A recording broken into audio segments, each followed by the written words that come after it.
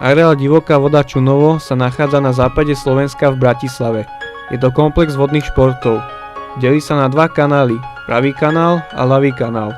Avšak tieto kanály sú niekoľkokrát navzájom prepojené, čím sa dá dosiahnuť viacero možných kombinácií trasy jazdy. Obťažnosť vody sa pohybuje od VV2 až po VV4.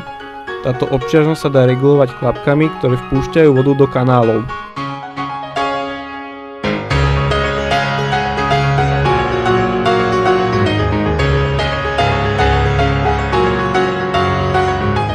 Stavidlo. Slúži na vpúšťanie vody z Dunaja do kanálu. Súčasťou tohto priechodu sú aj hrablice, ktoré zabraňujú vniknutiu nečistôt do kanálu.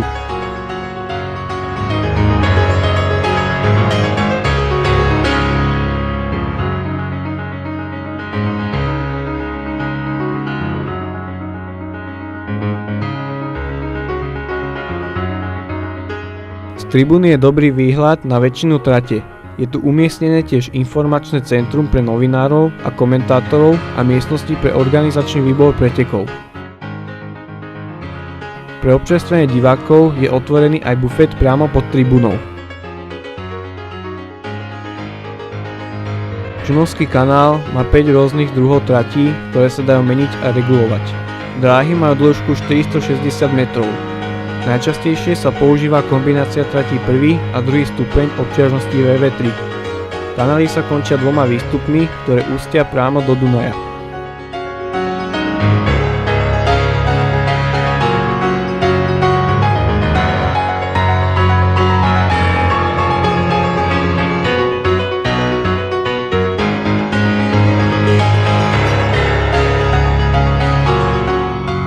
Prívodný kanál je 255 metrov dlhý, 14 metrov široký a 1,2 metra hlboký.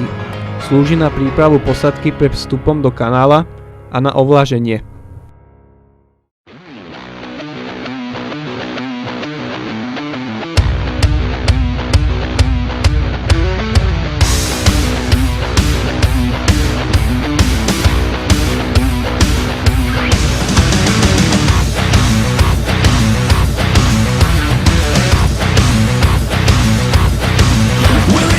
Rafting je spaľovanie divokých riek na nafúkovacom člne.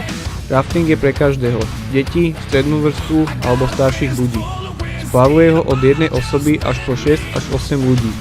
Propaguje sa to aj pretekársky, či už sprint, maratón, slalom alebo head to head. Raftovať sa dá takmer kdekoľvek.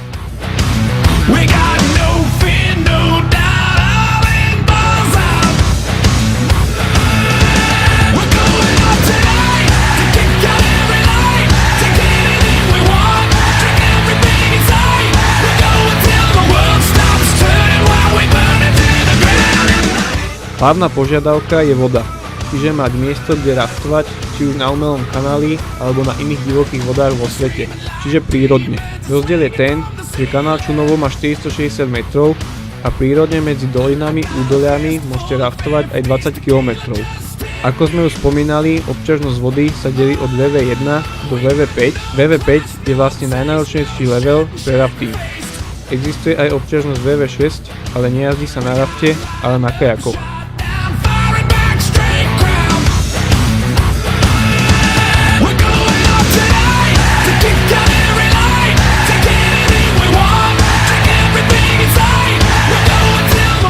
Sú 3 najzákladnejšie veci, ktoré pre rafting musíš mať. Je to vesta, príľba a pádlo. Zvyšné veci ako neopren alebo neoprenové boty sú doplnkom výbavy.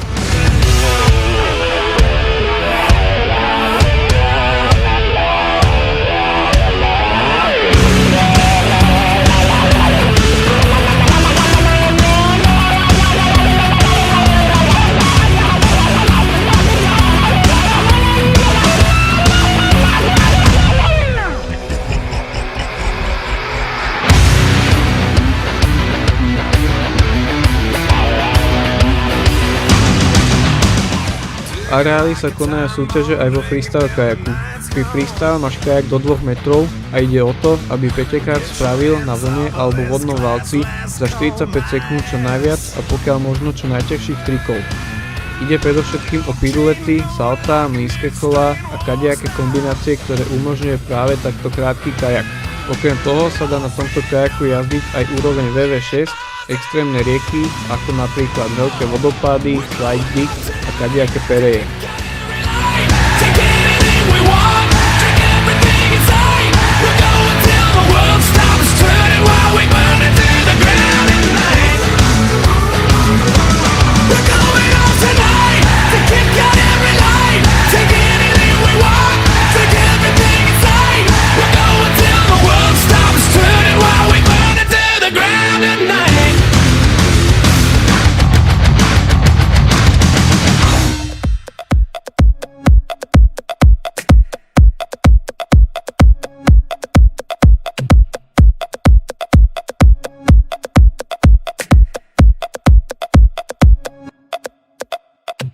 História areálu Divoká voda siaha do roku 1995, kedy sa v súvislosti s uvedením vodného diela Gabčíkovo začal budovať. Uvedenie samotných slalomových tratí do skúšobnej prevádzky sa uskutočnilo v roku 1996 a zároveň v tomto roku sa uskutočnili aj prvé preteky vodného slalomu. Areál vodných športov Čunovo svojím vybavením spĺňa kritéria športových štadiónov najvyššej kvality, takže tu možno organizovať preteky na európskej a svetovej úrovni. Areál poskytuje tréningové možnosti nielen pre výkonnostných vodných slalomárov a raftérov, ale aj pre amatérskych športovcov. Umelý kanál vodných športov má bohatú históriu pretekov s účasťou slovenských olympionikov aj zahraničných reprezentácií.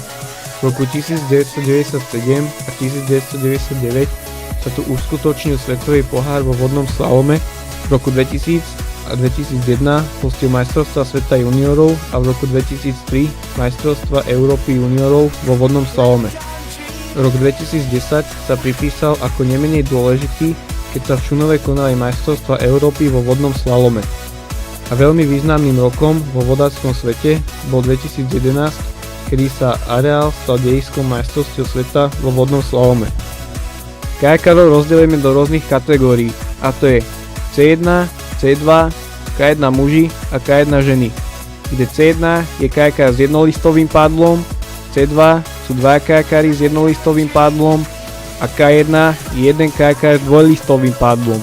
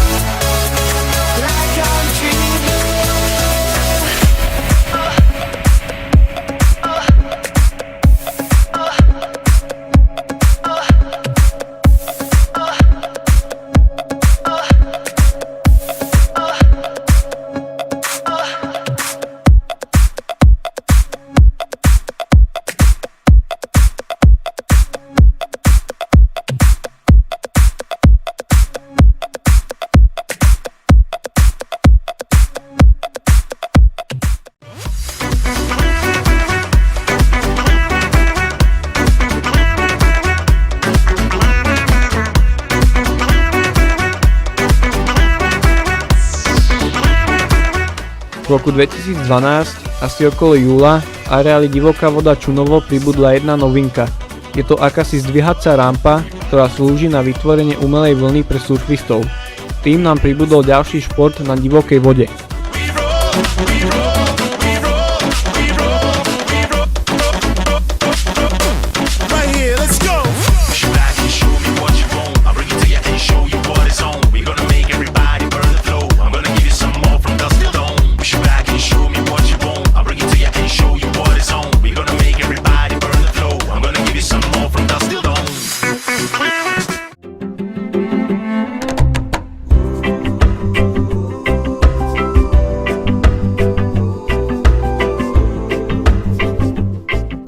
Avšak okrem divokej vody a adrenalinového športu máte možnosť aj relaxovať pri hoteli Divoká voda, ktorý bol slávnostne otvorený v roku 2008 našimi olympionikmi. Trojhviezdičkový hotel vám ponúka pohodlný komfort a rôzne zábavné atrakcie pre vaše deti.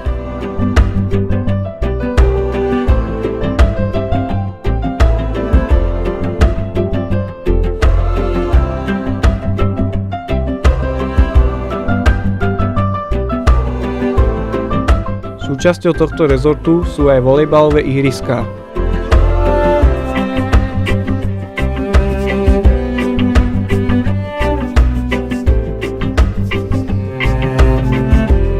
Nesmieme zabudnúť, že v hoteli sa nachádza aj luxusná reštaurácia a bar, ktorá je vždy pripravená vás obslúžiť.